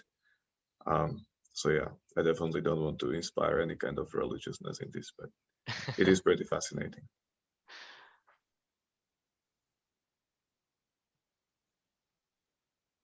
Yeah, thanks, Idan. That's a really good question. Thanks for answering. There's a question from Andy. Yeah, I have a silly question. What came first, this or the mycelial network idea on Star Trek? Well, it's funny because I'm not a big Star Trek watcher, and then people have actually pointed out this similarity, and it's uncanny. Like I didn't know when creating this work that actually Star Trek has proposed this. So it's kind of beautiful that it is there. But definitely Star Trek got it first. I mean, there's no question. You should show it to someone at Star Trek, right? Yeah, it's Star Trek. I thought they named the guy in the show after some old scientist that also had some mushroom cosmic ideas. Maybe I'm wrong about this, but I think they might know about the scientific connection already. Yeah, the mycelial I wonder if anyone at Star Trek has seen your work though. I think they might like nobody reached out yet. Paul Stamets, I think he's like some mushroom guy. Yeah, Paul Stamets is famous for his mycelial work. I would expect more like Andrew Adamatsky, who has worked with Physarum for good 15 years, and now is looking into mycelium networks, that he would know the best, like how these two relate. But I believe they are quite related. They are both basically fulfilling the same, well, similar purpose. Yeah. Thank you. Yeah. Thanks for silly questions. No worries, I'll try and come up with some more. So we will move to another piece. And I confused it last time. So this time it seems that it will be parameter algorithm and nature, unless I'm wrong again. So my name is Jane Adams, and I'm a data visualization engineer. When I was working on this project with Alexa Woodward, I was at the University of Vermont in the Complex Systems Center. And I'd been doing a lot of work in front-end web development and data visualization and working alongside machine learning engineers, but I hadn't really had a lot of experience myself with those tools. I'm also a practicing artist though, and I began to see a great potential for generative adversarial networks to be useful for just creating things that had a kind of aesthetic and beautiful appeal to them. So I did some experiments creating latent walks through some data sets that I had curated, and I posted them online. And my colleague at the Complex Systems Center, Alexa, reached out to me to let me know that she had been working on an album. And she contacted me about this new album that she's working on, and the idea to use these latent walks in a GAN music video. Yeah, well, this was really fun for me doing this with Jane, because this has been my mental health pandemic project. So yeah, I haven't put an album out in many years. I think my last album came out when I was like 7 months pregnant, and my son is now 6. So I've just had like writer's block, whatever. Anyway, this album very meaningful to me because I had cancer last year, and luckily I survived it, and I'm doing well, but it was pretty scary. And so yeah, that process of kind of reflecting on that led to me wanting to write songs again as part of processing it. And then I worked on these songs over the last year with 2 really close geographically far but artistically close collaborators in Texas and in South Carolina. 2 people who put a lot of really cool, weird stuff into this album. For those of you who are fans of Carl Sagan, Voyager is a song that has some fun Carl Sagan references. And my friend Daniel, who worked with me on this album, he found he took a piece of like the original Cosmos musical intro and ran it through his tape machine and like turned it around so he's playing it backwards. Anyway, it's in there. There's all kinds of cool, weird, beautiful little digital things happening in the album. But yeah, when I saw Jane's stuff, I was like, oh, this is like so beautiful and aesthetically feels like could be such an amazing visual representation of this creative process. It's been really important to me. So yeah, it was really fun. We we had an initial call about kind of talking through the lyrics of each song and thinking about what kinds of imagery would actually be meaningful or interesting to explore. So one of the really fun ones that I think is super silly is Wild Things ended up with the Octonauts, right? Yeah.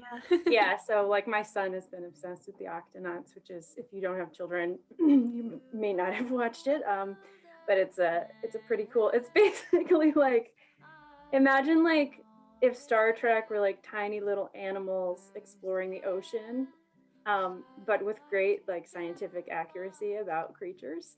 So it's super fun.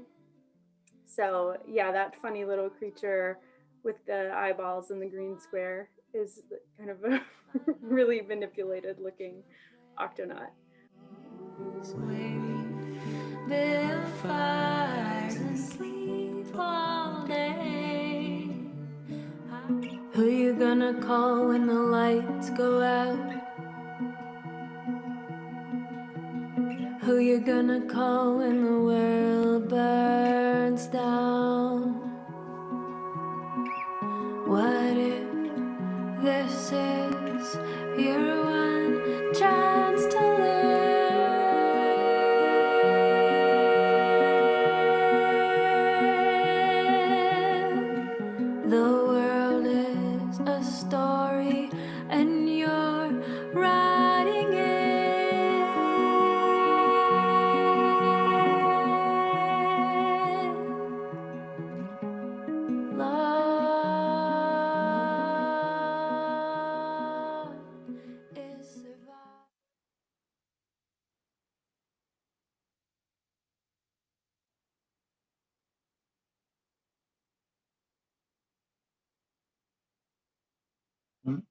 Thanks for the presentation. Unfortunately, if I'm not mistaken, the author, Jane Addams, is not here right now. But there are still some people raising hands. So please go ahead. Oh, no, it was a mistake. So in case you have some questions or comments for the author, please write it on Slack, and I'm sure that Jane will pick it up later. And then I would move on to the next piece, which finally might be parameter algorithm and nature. I'm sorry, there must be something wrong, because I use the order of movies as they are on YouTube, and I hope that everything was up to now correct, and we already had 10 movies. If not, just let me know which one is missing. And no, I really think, Jitka, that we are missing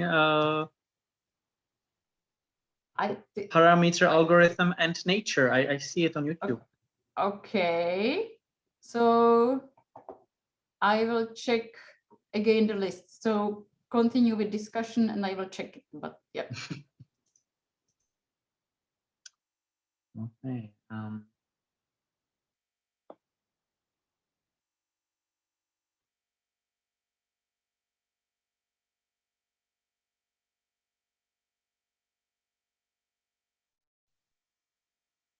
So just random thoughts about the last thing. One thing that like when it comes to music, like making the visuals and linking it with music, it'd be really nice if the visuals match the content somehow or the mood. It's really hard to do that. And with the GANs, it's like you get some content, but and now with the clip stuff, I think it's getting to a place where you maybe kind of specify the content as well. But then to get rhythm is tricky again. How do you move with content and rhythm?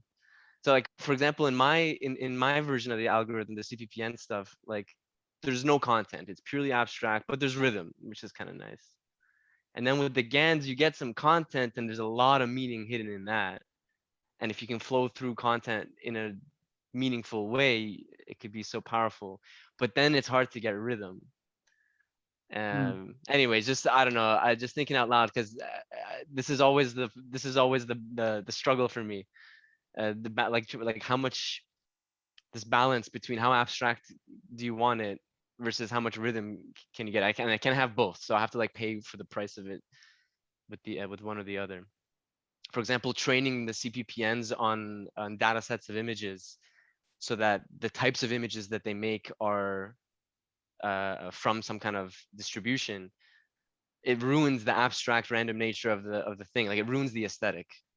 So I can't train things very easily to get content. Anyways, that last video just reminded me of that. I thought in the empty space I'd rant a little bit. I don't know. I might have. Yeah. Is it okay if I comment on that? Yes, go ahead. Like, I wonder how much is it about to get what you want, right? Like as I understand, like using AI and machine learning is sometimes to find stuff that's like a human would not think of, right? So kind of that you get some visuals that you would never even have thought of. So, but of course, you have to somehow connect it to yeah, it cannot be completely disconnected, of course. Yeah, like I think the kind of structure that I'm imagining is I think the closest things do, like GANs do come to it, but even GANs, the way that when you move through latent space, it's alien. It doesn't feel like there's a meaningful transition. And I know people work a lot to make those transitions more and more sort of, I don't know what better word there is than meaningful, but to have that mix with the abstract nature of the CPPNs. So I don't know, maybe what Hiroki said, mixing. I think the idea is to mix these networks together, and I feel like there's been a lot of success doing that. So maybe that's the way forward. I get it. I guess as an artist, you also have like a message in mind, not just visuals. Yeah, and a certain mood. Like what's like, I don't know, when if there's a song playing and there's a certain expectation of how to dance with it or how one would move with it. It's a part somehow related to like anticipation, but also sometimes the smaller, association as well. And sometimes like small details end up being expressed visually or like physically the most, whereas like a predictable but loud rhythm is maybe over time ignored. And to have that kind of content expressed in the network is tricky. Like, I get lucky sometimes, and those are the versions you guys get to see. But there's so many versions where like it's just not matching, the rhythm's off or something, and to get meaningful content is even trickier. So, but yeah, I don't know. Here, I think Hiroki is on the right trail there. If I may add into this, I think, Sina, you hit a really nice trade-off, actually, because I would argue that the best music is not representational, but it's actually, music that you get lost in, that absorbs you, and that you get associations from your own mind, right? Like you actually get to know yourself. And in that sense, like the visuals that you made they're almost like inspired or kind of mirroring the Rorschach test. Yeah, I was gonna say you have a complete like random blotch, right, or splotch of ink, except that the mirroring, that the symmetry it induces, it's like a trigger for our minds to think like, oh, like, there is actually something going on there, because symmetry doesn't happen in nature just like randomly or rarely. And so yeah, your brain is just firing, trying to find patterns in there, and it can yeah. So it actually very well complements the idea of like getting lost in music and finding associations there, rather than like forcing some content or message on the. Yeah, that's why the abstraction is nice. And like the CPBNs were boring for me for a very long time until I could plug them into music. There's only so much fun you can have looking at abstract pictures. Like, even though they're all unique, it just stops being meaningfully interesting at some point. But then when I plugged it into music, and then there's different genres of music that you can plug it into, then it keeps giving. Well, for a while I got bored anyway. But also, to quickly answer Rodrigo's comment, why is there a trade-off? I mean, it's maybe an artificial trade-off. It's one that I experienced. So to get content, I need to use like a GAN that's trained on like kind of data set that has meaningful content. And then moving through latent space randomly or in some kind of periodic trajectory that's driven by music, I move through this GAN's latent space, and then I have really no guarantee how it behaves, if it behaves smoothly. So smooth transitions in music need to map to smooth transitions visually. But if my latent space is so skewed because of the way the GAN is trained on whatever data set, then smooth motion in music space won't translate to smooth motion in visual space, which won't look like rhythm. It looks like someone that doesn't know how to dance. So when the network is trained and is trained on some kind of content, it has sharper edges. So moving through it makes it like you randomly fall off a cliff, and then you're in some other visual space, and it won't match the rhythm. But with the random network, somehow I think the randomness takes over, and it's like, odds are if you move in the latent space smoothly, on average, you'll have smooth behavior in the visual space too.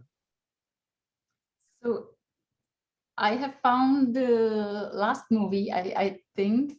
So I would like to say sorry for this error, because the original plan was to play all movies from YouTube, but then we have got the recommendation, play the movies directly as the authors have sent them to us.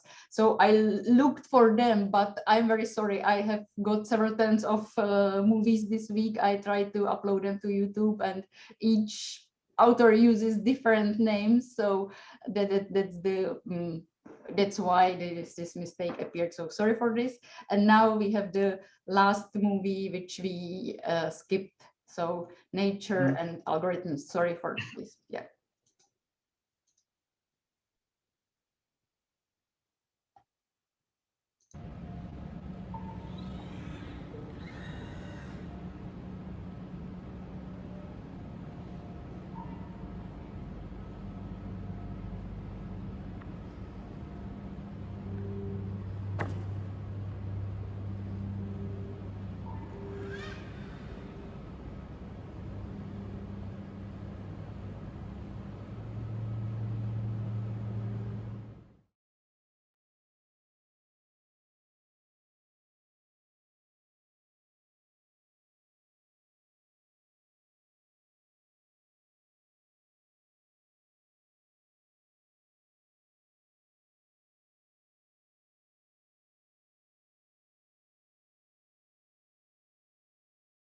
Toi, tu me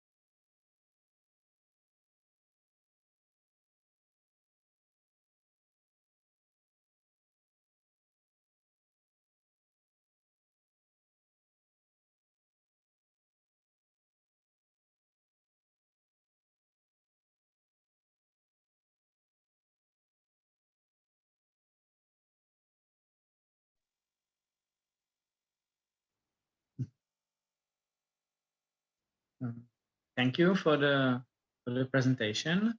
Unfortunately, I don't see the author, Chie Wang, here with us, so we can just have some comments on it. And this was the very last piece, so we can also come back to some of the other pieces that we might comment on.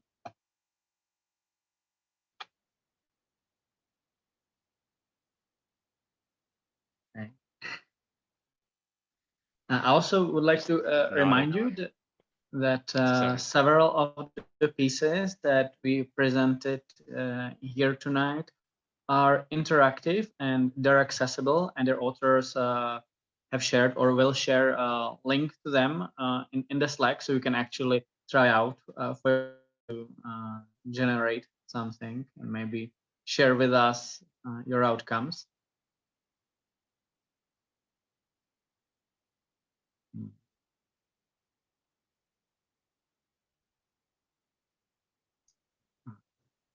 For me, what was particularly exciting is that from these pieces that we selected, and also from the other submissions that did not get to the shortlist, was interesting to see some similarity with certain pieces, and sometimes a complete strangeness and dissimilarity. And so it is quite interesting to kind of compare and contrast these pieces.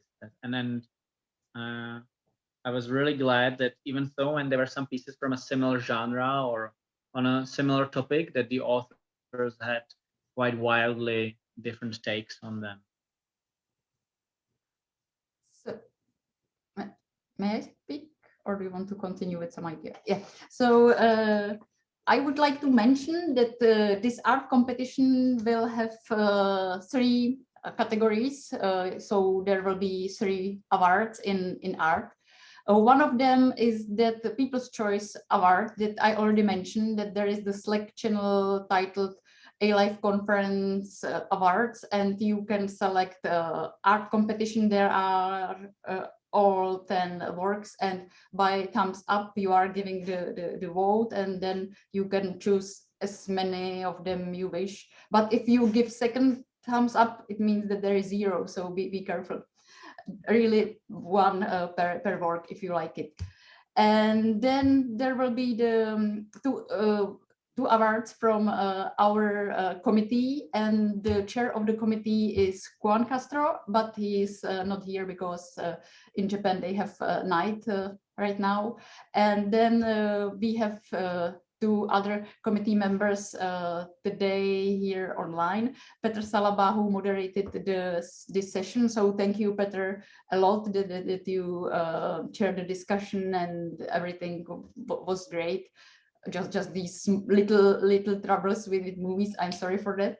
And Tienka Horálková, I think she is still here or maybe not, and she is the Czech artist, and she can say a few words if she wants, but I think she's not here anymore. I don't see her. Anyway, so you will have chance to win some award, and the ceremony will be on Friday at 5 p.m. at the closing ceremony. So who is available to join us, please be there. And in the case that you will win something, then we will promote you to be the panelist in the webinar, and you can say a few words. So be prepared for that. Who knows? Or you can check the votings on Slack, and you will see that, okay, I am the winner. So you can, and you can, during the discussions, ask people if they like your work, they can support you in this People's Choice Award. So that's all from my side. I would like to conclude that really all works that were submitted to our competition were great, and it was not easy to select just 10 of them. So thanks also to the committee that they carefully checked everything, then they discussed what yes, what not, and now you are here like 10, let's say, finalists. So that's all from my side. Yeah, thank you for your participation.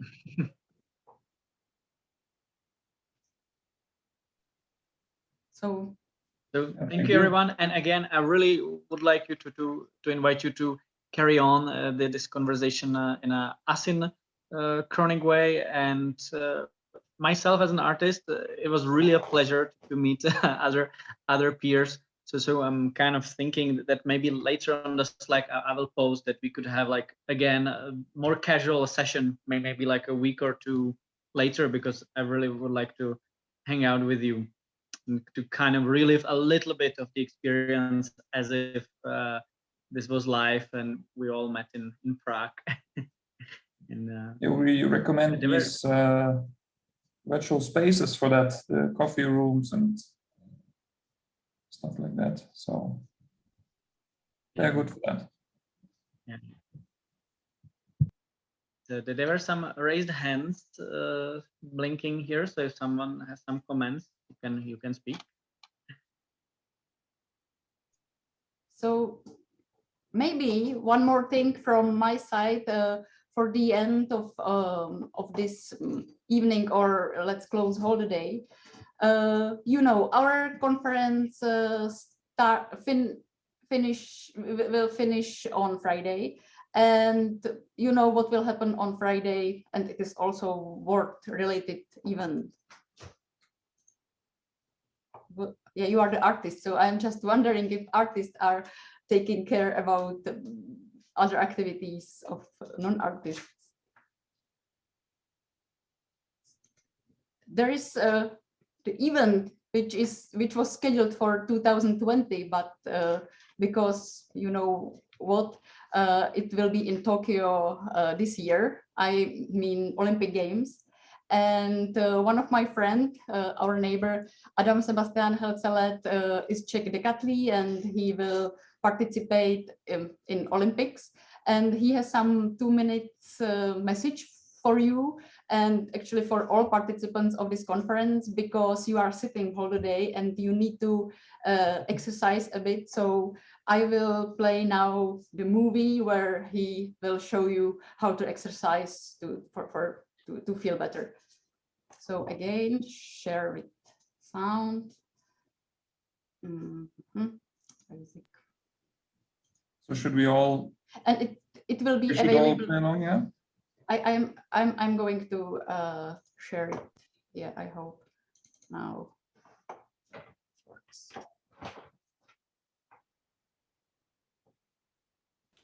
My name is Adam Sebastian Helcelet, and I'm Czech decathlete. I'd like to say increase the volume. Everyone on ALIFE conference, and I have a few small exercises for you if you have a job in front of a computer and you are sitting all the time. So for you, I recommend just this kind of exercises. Neck is very important for you because you are sitting like that. You can even exercise now. So let's start with this exercise. Move from the right to the left like that. Then forward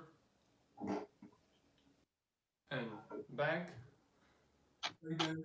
Then you can try Egyptian. We call it Egyptian. It's kind of funny.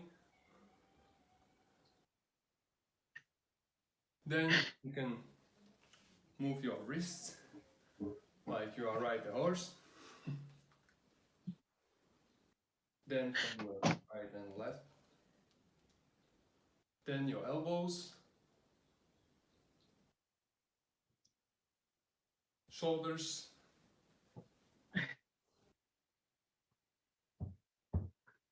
then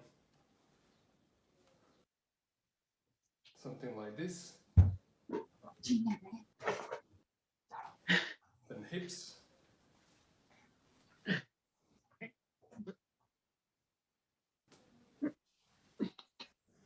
like that, and it takes 1 minute, 2 minutes, and you can do it every hour, and it's enough for that day. So I'd like to say hello and good luck for you. So it feels better actually, yeah. Yeah. So I really recommend all of you to exercise a bit during the conference, not to sit all the day. So this movie will be available on conference YouTube as well. So you can say about this also to others that they can exercise with Adam Sebastian Helcelet, who is now on his way to Tokyo. And we have there actually more participants from Czech Republic. Even our ex-student Pepa Dostal is attending Olympics. So we wish them good luck. And I wish you, artists, good luck in your art competition. And that was the last thing from my side today. Bye, and see you tomorrow. Bye. Bye. Good night.